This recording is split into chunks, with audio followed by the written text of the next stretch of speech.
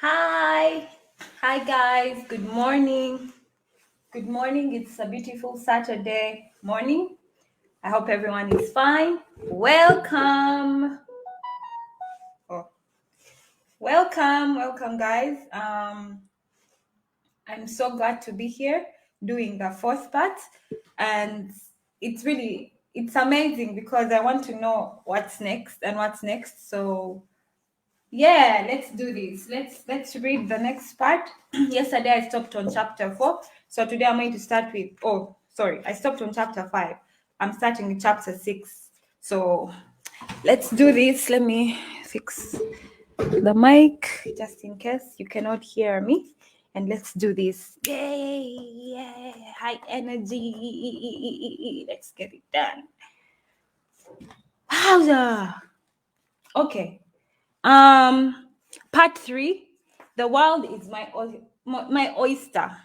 The world is my oyster. Part 3. East Africa. Let me fix myself. Fix myself. No, this is better for the start. Okay. Don't touch the way I look. Okay. East Africa becomes too small. Chapter 6. After making good profits in bicycle spare parts following Uganda's fuel crisis of 1976, I became restless as the Nairobi-Kampala trade was no longer challenging enough to me. I decided to make some investment in Kampala and started with passenger transport. I bought 3 or 4 Volkswagen Combi vans, I do not remember the exact number, to ply the underserved Kansanga city center route. But managing them was rather simple and boring, and I entrusted this to my younger brother Haruna Chivirige. He had he had learned over the time we had been together not to misuse money, and I trusted him to do a good job. He did not disappoint. He has not disappointed. In search of new challenges, I thought of a African fellow I knew who used to hang around town and was reputed to be a frequent traveler to Hong Kong. A lot about this guy was mysterious, including his identity. He said his name was Yahaya. So that is what everybody called him. But virtually nothing was known about him except that he used to travel to Hong Kong. Yahaya was believed to be Senegalese since he could not speak a word of English and could therefore not have been Nigerian or Ghanaian. He he spoke only broken Swahili while in Kampala. I tried to sound him out about business prospects in the Far East, but he was not willing to give me any information. We were already acquainted, but however much I inquired, the fellow would not budge.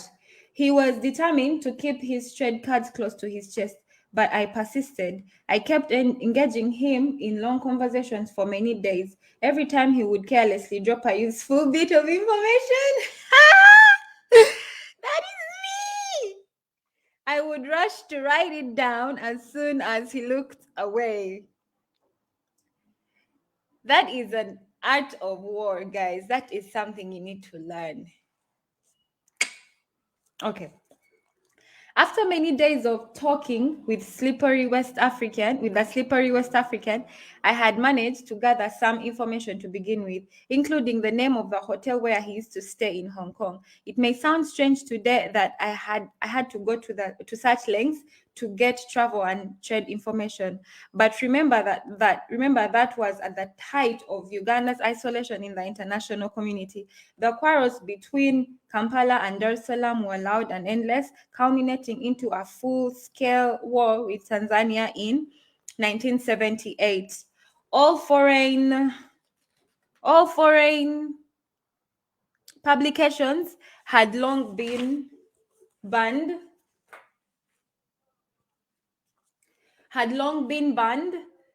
so getting travel and trade information from media was unlikely. There was, of course, no internet then, the way we knew it today. And now I also need a passport. And now I also need a passport, for I needed to travel beyond East Africa. With the help of Mr. Siraje Kayinda, who went through the process of acquiring the passport, Siraje, a smart businessman, knew how to get his way around many hurdles. He was the perfect choice to help me get a passport. I found out that to go to Hong Kong from East Africa then, the surest way was to take Air France from Nairobi and several stopovers in Paris, Tel Aviv, Tehran, and Bangkok. You would finally land at Hong Kong airport a couple of days after starting the journey. Things were not so straightforward, however. To leave Uganda, you needed clearance, and of course, I stood no chance of securing it for traveling to Hong Kong. It meant that I would use the usual graduated tax ticket for the Entebbe Nairobi leg and then the passport from Nairobi onwards. Fortunately, there was no visa requirement for people from Commonwealth countries traveling to Hong Kong. There still is not. I bought my ticket for Nairobi to Hong Kong in Kampala, but took an East African Airways flight at Entebbe and went to Nairobi, from where I boarded Air France. While I knew Nairobi like the back of my hand, I was now facing the unknown, for I was heading towards uncharted waters as far as many Ugandan businessmen was concerned. I was just 24 years old, and I did not have a care in the world. I was carrying all my monetary wealth on my person in cash and traveler's checks. It was quite an experience. The stopover in Paris was a culture shock for an African boy whose idea of a big city was limited to Nairobi. The Nairobi of those days was big, but nothing as sophisticated as Paris. You can imagine my experience when landing at Olisad Airport and having to use escalators and other automated systems. Moreover, my connection was at de Gaulle, Charles de Gaulle, the other big international airport of Paris. In the taxis, I surprised to see the drivers using radio communication, which in Uganda was associated with security operatives of the State Research Bureau. But again, I was young and a free spirit, so I enjoyed every moment. And I knew for sure that this was the beginning of the life of flying around the globe and as a routine for many years to come. I am now a globetrotter who has never stopped flying. True. True, true, true, true, true. More surprises were still to come, for my being a frequent and routine flyer between Nairobi and Entebbe had never introduced me to the concept of time zones, since the whole of East Africa is under one time zone, 3 hours ahead of uh, GMT. What's GMT? General time. Meridian? If you know, tell me. As we were leaving I think it's Charles de Gaulle. If you know how to pronounce it, please tell me. Charles de Gaulle Airport to embark on our journey to the Far East, the captain announced that we would reach our destination the following day at 5 in the evening. Yet it was only 11 in the morning. 30 hours. Even my bus journeys had never taken that long. I was dreaming. Was I dreaming? Soon we were airborne, leaving from Paris to Hong Kong. That maiden journey of mine, guys, if you're just joining, this was 1974 when he took his first flight out of East Africa. That maiden journey of mine to Hong Kong, however, was not without incident. I had not known that we would stop at Tel Aviv in Israel. It was a drop and a pick stop, but all passengers were required to step off the plane and get checked again. A woman security officer who got my passport suddenly shouted to her colleague, "Danny, Uganda!"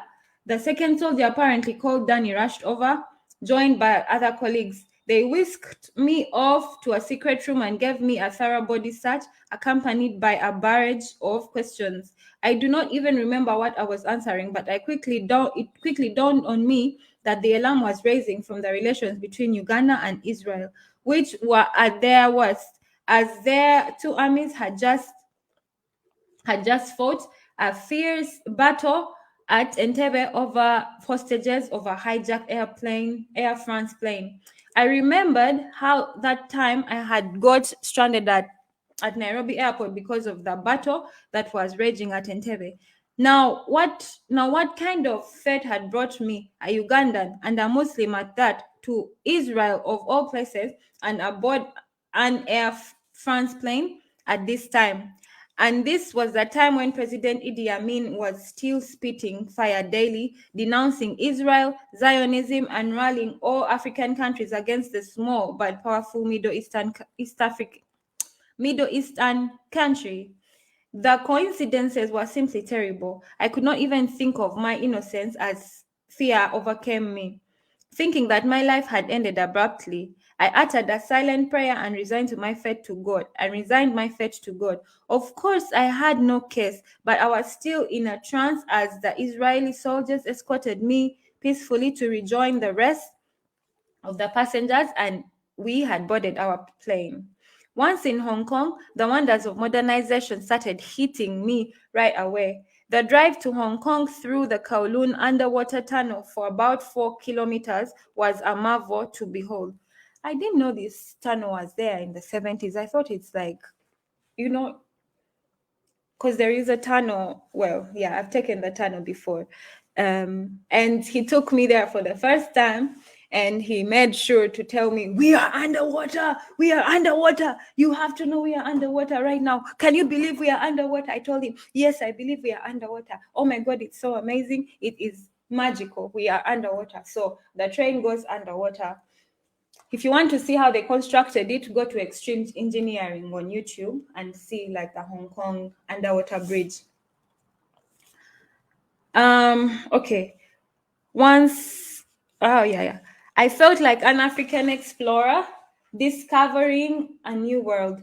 Although over the years I have seen bigger technological and infrastructure wonders in other parts of the world, that drive through the tunnel in Hong Kong left an indelible memory that awoke me to the distance we still had to cover in Africa. I thank God that He has enabled me to contribute significantly to developing the construction industry of Kenya, Tanzania, Uganda, Zambia, and Rwanda. I went to the very hotel which the elusive West African in Kampala had talked to me about. I booked for 2 weeks, for I was not in a hurry. I had the time on my side and a fat wallet to make my tour possible. For a couple of days, I toured the fascinating city. This was time for adventure, and I took in everything to the fullest. But after 2 days, and mastering my bearings around the city, I concentrated on the business which I had come to find. I walked the streets and the business areas, observing, asking questions, and taking notes. I was struck by the superior quality of textiles, leather products, and music systems compared to what was available in Nairobi. And the prices were lower. To get the contacts, I was using the yellow pages in the hotel to the maximum. The hotel staff also answered my many questions and gave me directions. I went to the Air France offices and obtained detailed information about cargo charges and all relevant conditions. I then started on my shopping spree. I now knew where to find what. I bought handbags, clothes, shoes, and electronics. I would buy hundreds of items and carry them in cartons on my head to the cargo office. Those days I sported a beard and a mass of afro hair, and as was the fashion, but it made the carrying of hard cartons on my head less uncomfortable. Finally, after 2 weeks, I was ready to go. Even though even though I had made hundreds of flights within East Africa, I still needed to master the international travel connections and aviation lingo. While at the airport in Paris, I was confused to see my flight number was heading to Reunion. I made consultations and I was relieved to learn that after landing at Nairobi, the plane was proceeding to its destination of Reunion, an island in Indian Ocean and east of Madagascar. I had been good at geography in school, but had never heard of such a country in Africa. I learned I learned that it was a French administered island. I didn't does it even still exist right now? I don't know. On the return journey, there was a sleepover in Paris at a Hotel Concord at as part of the connection. I had never imagined such life and luxury, but I was now taking it all in my stride. For my focus was on business. 30 years later, I decided to take my kids for a treat, and we stayed at Hotel Concord as we retracted my earlier days of struggling. It was pleasant to note that the Concord has maintained its standards as one of the best hotels in the world. And now I was seeing it with the eye of a hotelier, and it has become my second nature to critically assess the hotels I stay at wherever I travel. I have always enjoyed my travels. However, during my air travels, three experiences left me scared to the bone. One time while flying from Nairobi to Entebbe, as the plane was taking off from the old airport in Nairobi, we had a bang that seemed to come from one of the engines. The plane was still on the runway and gaining momentum to lift off the ground. We would feel the pilot struggling with the plane applying the brakes to avoid the liftoff. The pilot managed to bring the plane to a complete stop just after where the runway ends. I do not remember whether it was East African Airways or Kenya Airways, though. At this, had it been Entebbe, Kansai in Japan or Hong Kong, we would have ended up in the water, as these airports have lakes near the runway. Talking of Talking of runways near water bodies, one time a cargo plane at Entebbe failed to take off and ended up in Lake Victoria, and our heavy machinery was hired to retrieve it. Never let a crisis go to waste, right? There is something I wanted to say here. Oh yeah. So my dad always used to say that like people who are afraid of flying are just like coward, because for him he knew it in his head however many times he flew, like the chances, he always said the chances of you dying from a plane crash are way slimmer than anything else. So it makes sense that it wasn't a plane that killed him or whatever, it was something else. And that proves his point that you can't be afraid, to fly. Go, fly, fly, fly. If you die, you die. What's the worst thing that can happen? Is you dying, right? So that I just wanted to share that. The second scary moment, I was on a British Airways flight to Hong Kong. Somewhere between Seychelles and Colombo in Sri Lanka, the plane seemed to drop from its cruising altitude to thousands of feet below. For many seconds, the plane was in a free fall, and those who had not applied safety seatbelts were thrown around everywhere. Woo-wee! Passengers who had been enjoying the comfort of business class were thrown into the economy, and those in economy ended up on the floor of business class. Others found themselves in the aisle.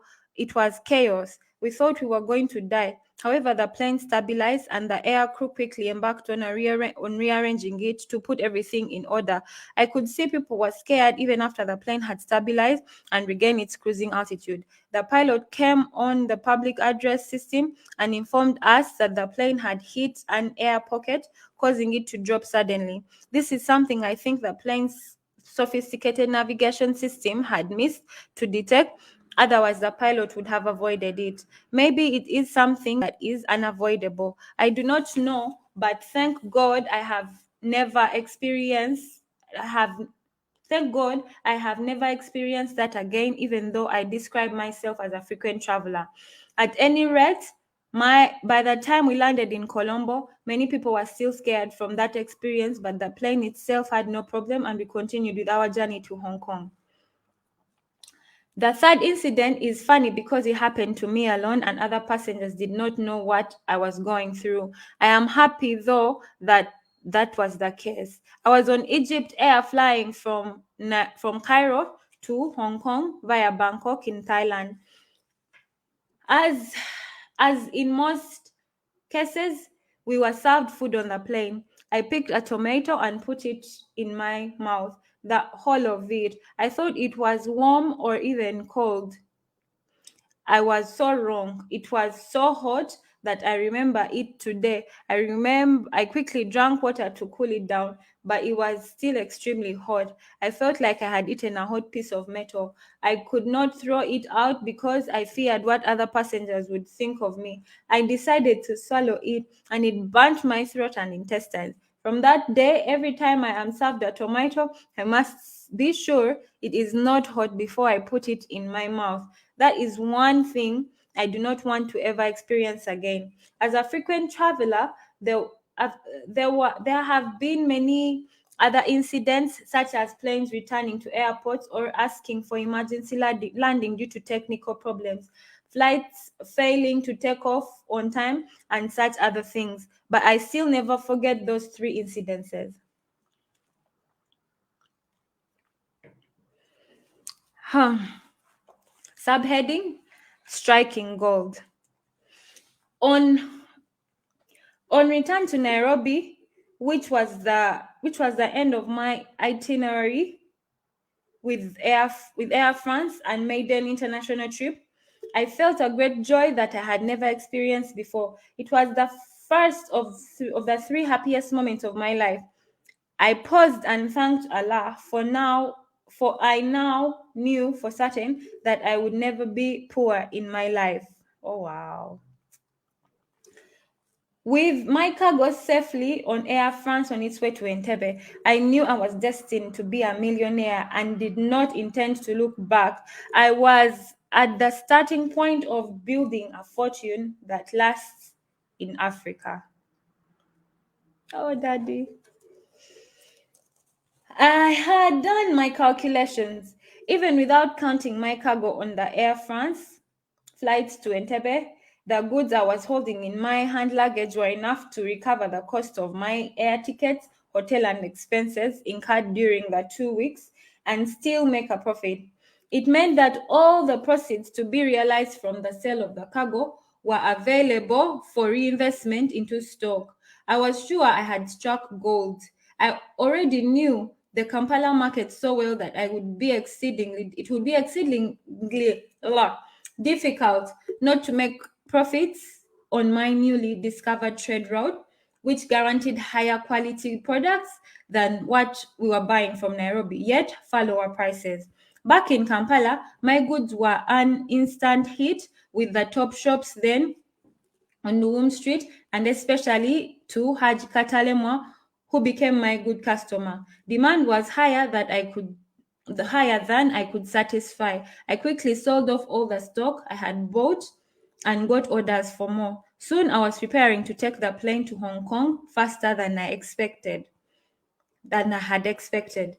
But returning to Kampala after those 2 weeks overseas, I learned a deep lesson about humanity. I remember we talked about this. I remember, let me see if it's the one. I had expected a hero's welcome from my friends and colleagues on the streets, on the streets where we did business. For I had not I had excuse me guys, for I had not been away so long, but nobody had missed me. They did not even ask where I had been until I told them. I realized that it is the same that happens when you die. Yeah, people go on with their lives without you. I felt that away in my mind. I only shared the details of my adventure with Haruna and my sister Aisha, who assured me that would never be poor in we would never be poor in our lives following what I had discovered. Aisha, among the girls in our family, comes immediately after me. I did not tell Rehema because I think she was too young at the time. You guys, there was a time I don't remember. There was a time I was talking to him about something, this exact thing, right? I was telling him that like nothing is not like everything disappears. Everything cannot be a hit all the time. Like you can be a hit today and not be a hit like after a week. Like you can do something today and everyone is going to talk about you, but it's not going to be always the case. So I remember him telling me this story because he said, I think I told him, yeah, but daddy, life goes on. You think people, are always going to be there thinking about you, wondering about you, da da da da da. No, once people leave your issue, they have other things to think about. So that's what he said. He's like, oh my God, you're so right. Because I remember, then he told this story. Yeah, when I went to Hong Kong, I was driving this car, and da da da da da. And people, I thought when I come back, people are going to be raving about me, but everyone had moved on. So it's nice that we shared that moment, and he wrote it in his book. It's interesting. I had to fly to Hong Kong and back once every week. I was back to living on the move. It became inevitable to set up an office since now I was spending more time in the air between Uganda and Hong Kong. I set up Midland Trading Company, and the first office I opened was at Universal House on Luwum Street. The transport business on Kansanga Road was also under the care of Haruna. In 1978, I bought two Tata trucks, which were being hired by traders to transport matoke from the villages to Kampala. Haruna managed the lorries as well. As as that year wore on, obtaining foreign exchange became more problematic and expensive. The country's isolation by the international community was almost total. There was a war looming, and the government needed all the foreign exchange it had for its strategic expenses and imports necessary for its survival. Acquiring dollars for trade on the market would not guarantee any profitability. I had to think hard. The answer came in form of gold, real gold. Gold mining has always taken place in some parts of Uganda in an informal way. That year, Mr. Hannington Sekai introduced me to the sources of gold. I started buying gold from Butokota near Kihihi in Chinungu district in southwestern Uganda and taking it for sale in Hong Kong. Man, the good old days. Can you do that now? Oh my goodness. This solved the foreign exchange problem instantly, for gold is gold. Selling it in Hong Kong at Hong Kong prices got me all the money I needed to buy my stock and pay for its transport to Uganda. Secondly, I was making some profit on the gold sales as well. I solved two problems at a go: overcoming the foreign exchange shortage, and exporting something to Hong Kong from Uganda at a profit. My two main suppliers of gold in Butokota were Mr. Balia and Mr. Donanti Kananura. Yeah, I saw the picture. They were both doing quite well. In that remote area then, Kananura's home was the only place with electricity supplied by a generator. At the time of writing, the two are still alive. While Balia did not maintain the prosperity, Kananura is still one of the wealthiest people in this country. I continued to do a lot of business with Hong Kong for nearly a decade. Hong Kong remained my top supplier of leather, accessories, electronics, garments for both ladies and gentlemen. I had made friends with the family that owns that Chiwa Bag company, who remain my family friends to this day. Chiwa helped me grow because on just the second round of my buying from them, they started extending to me suppliers credit, which enabled me to double my stock. I was riding on my father's legacy of demonstrated honesty to win suppliers credit. He took when I went to Hong Kong because I studied there for 1 year. So I'm familiar with all these places. I know I don't know the name, but I know the place he's talking about where he first bought his where he used to trade. It's on Central. It's at Central. It's at Central in Hong Kong. Whew, okay. If you're reading, give me a like, comment, share everything. If you're here, if you see this later or whatever. Nothing like Bangkok. It's a subheading. One day early in 1978, hold on. As I was leaving Hong Kong, a little mishap occurred, which was to change my business by elevating its profitability to a yet higher level. As I was getting more confident and trying out different airlines, I had used Egypt Air instead of Air France, whose schedule I was used to. The flight terminated at Bangkok and you were put on another flight to Hong Kong, a process that was repeated in reverse while leaving Hong Kong. Landing in Bangkok from Hong Kong on my way back, I realized I could not get a connection out until the next day. I could have despaired and stayed at the airport, but I said, what the heck? With 24 hours on my hands, why not go into the city and tour a bit? I surely was not going to hang around the airport organizing. Left with about $400 in cash, I gained access to the city of Bangkok and never regretted. First, I did have fun. Bangkok was Bangkok, and I was just 25 years old and loaded. Mhm. I would not have been normal at it would I would not have been normal at that age if I had not had a blast. Even as a person who is not easily taken in by worldly pleasures, I saw everything and did everything there was to do in Bangkok. Ooh wee. Okay. And the real thing, I went touring the business districts, and what do I find? Clothes as good as I was buying in Hong Kong, but at a much lower price. I could not believe my luck. Not getting a connecting flight was turning out to be the best thing to happen to me since I had started going to the Far East. I bought whatever I could carry and back to the airport. I was just making new calculations, overly excited, overly exciting calculations. I calculated until I boarded and calculated all the way until I landed back home in Entebbe. The unintended stopover in Bangkok opened a new window for my business outlook. Such a lucky guy. It enabled me to start seeing the rest of Africa as a market beyond Uganda. And so, for the first time, I started supplying to Kenya.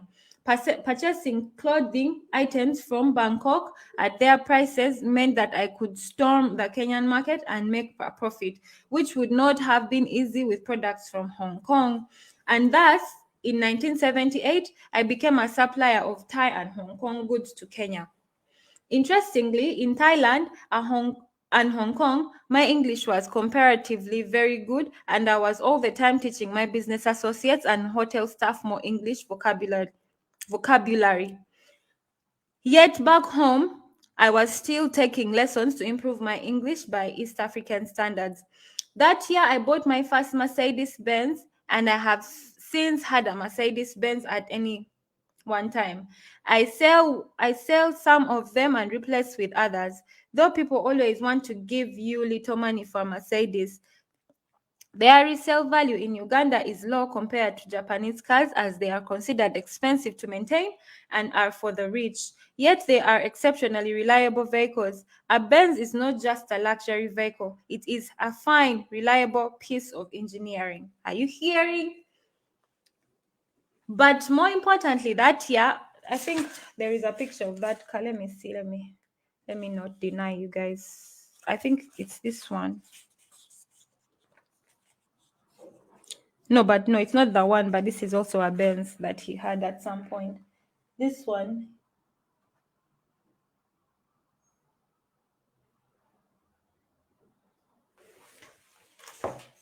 Yeah.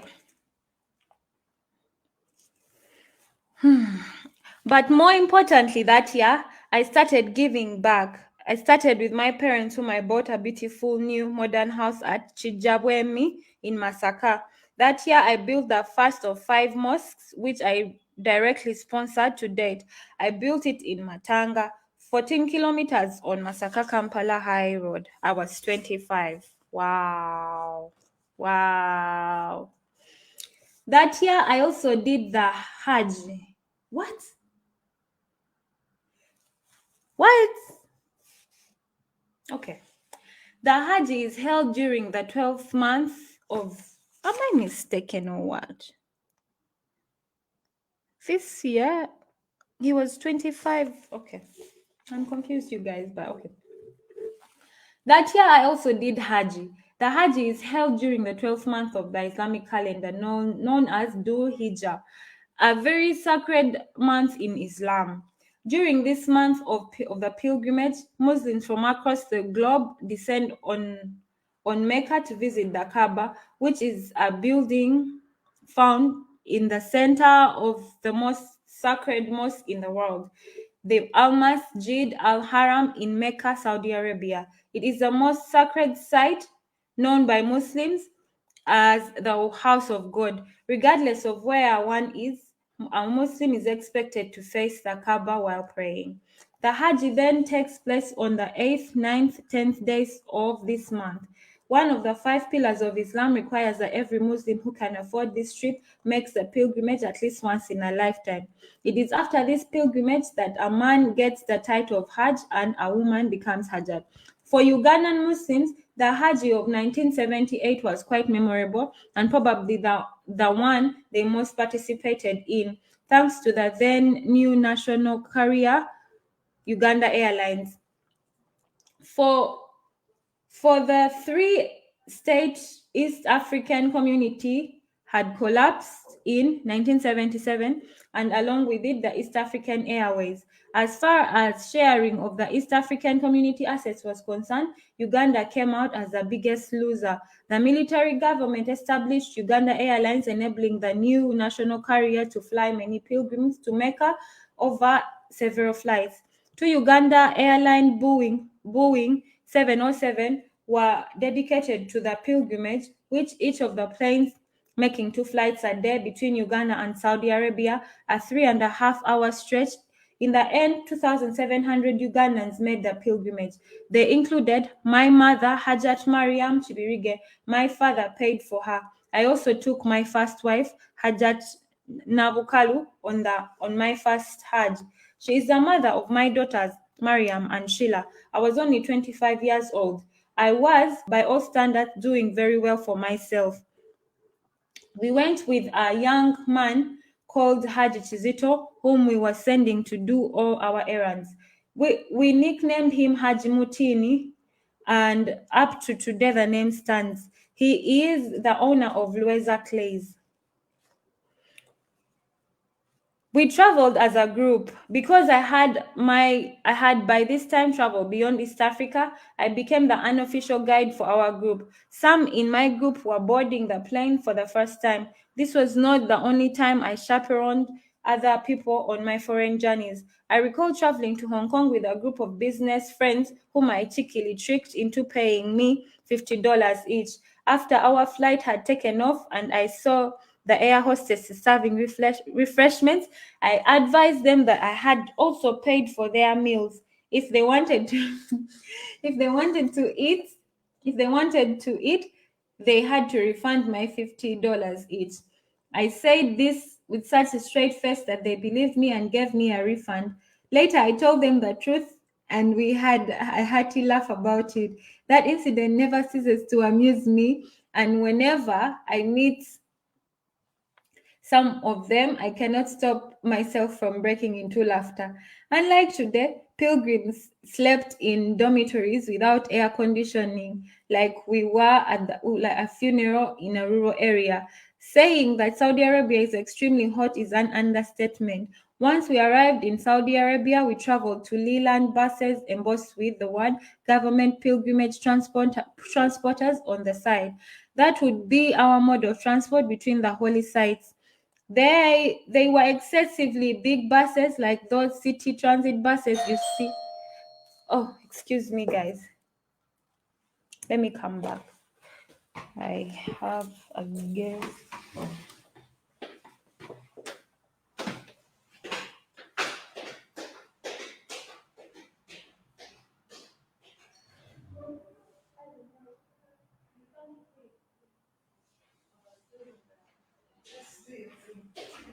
I didn't know you come 2 times.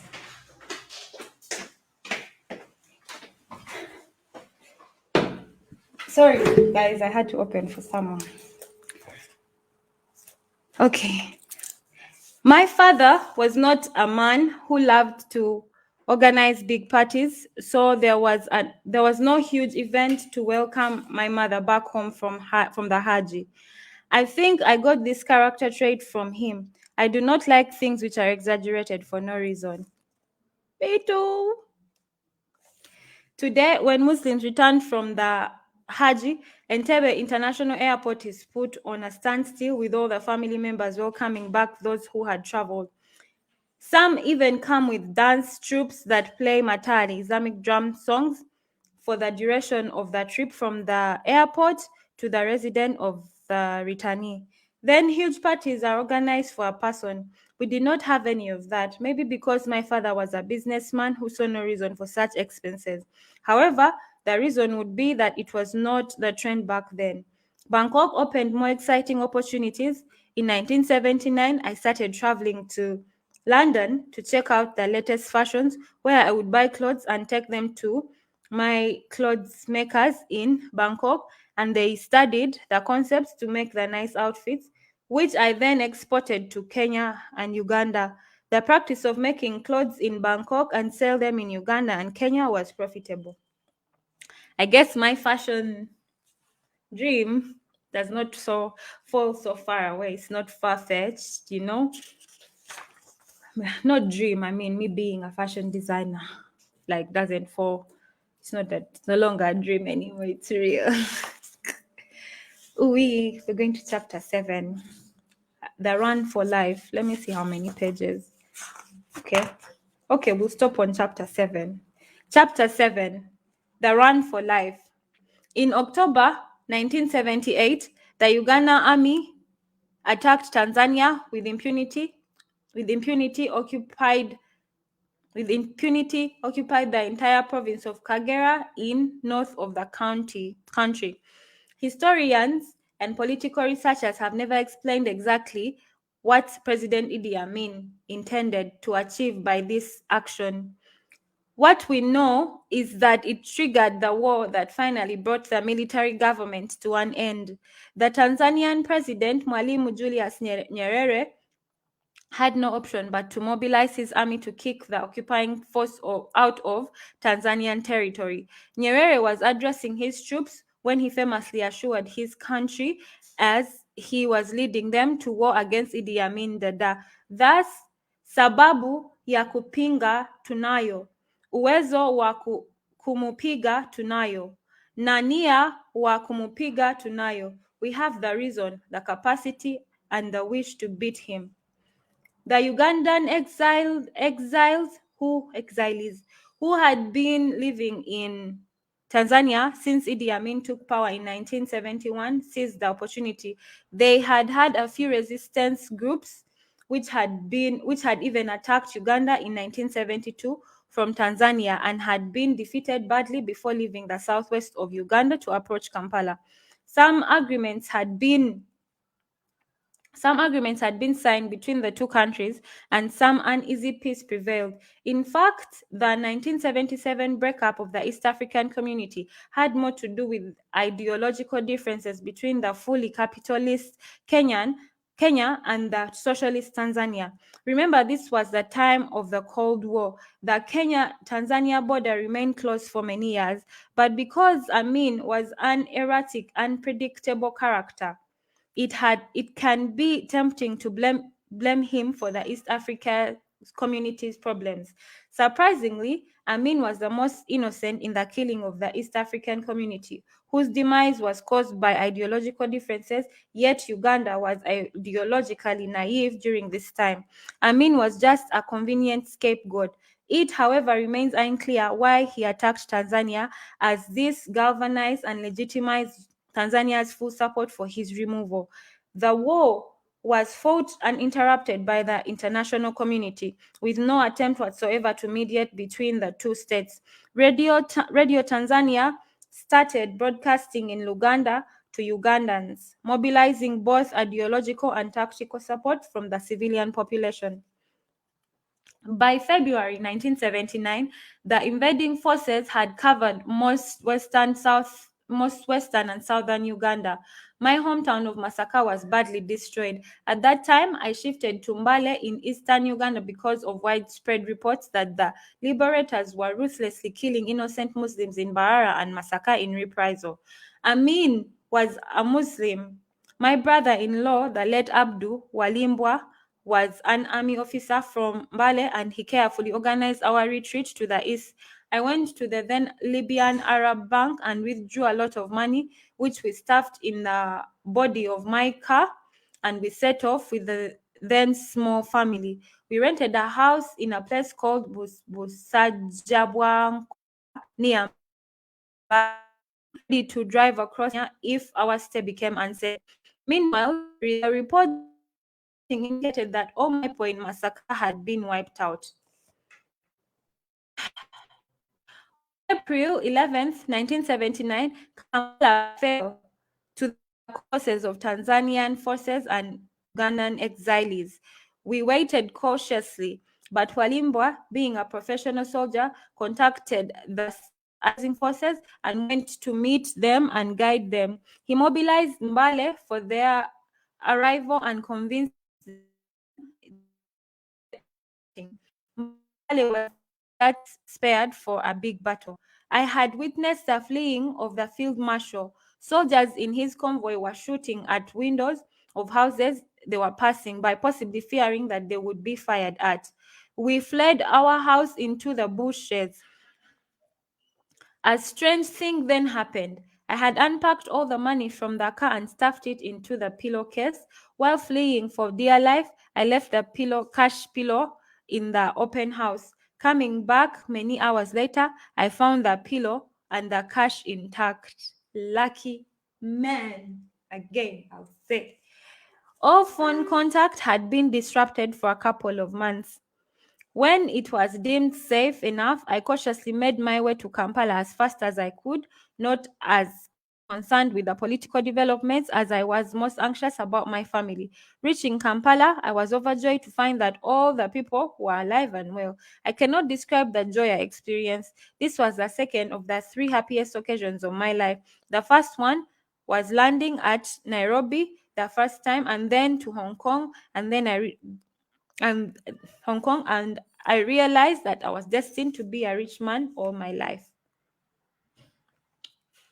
After thanking Allah for sparing my family, I resumed doing my business as normally as possible for a while, even as the political and security situation in Uganda deteriorated.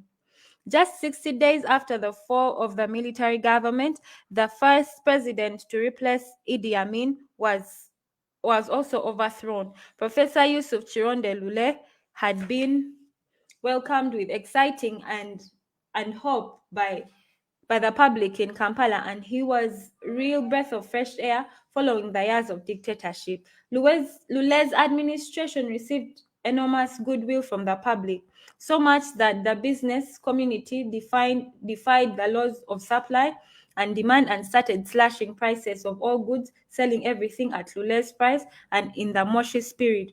Moshi is a Tanzanian town where the Ugandan exiles under the Ugandan National Liberation Front had met and elected Lule as the next president to replace Idi Amin. But just a few months in office, disagreements developed as Lule attempted to make changes in his cabinet without securing the approval of the interim legislature as was required in accordance with their guidelines.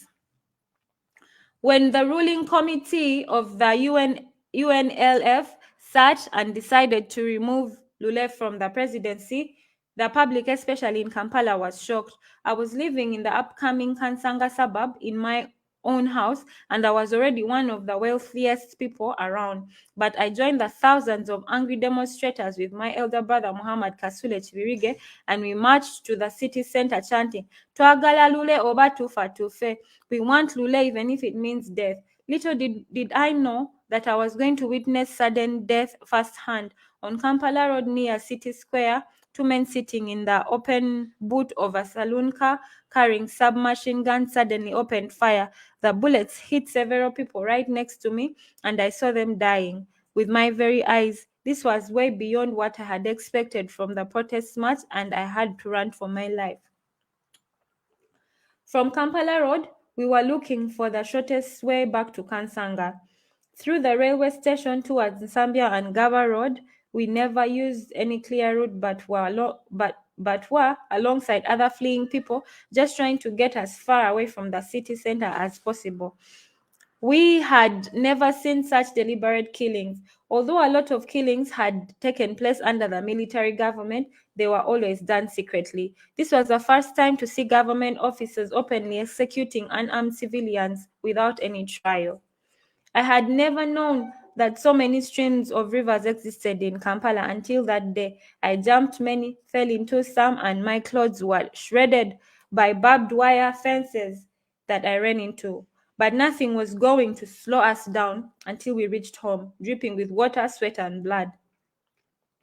Professor Lule, an academic educationist and administrator, was replaced by Geoffrey Lukongwa Binaisa, a lawyer and former attorney general. He ruled for 11 months and was also removed, this time by a subcommittee of the ruling of that UNLF, yeah, the military commission. Binaisa had tried to assert himself and remove the army chief of staff. You all know who that was.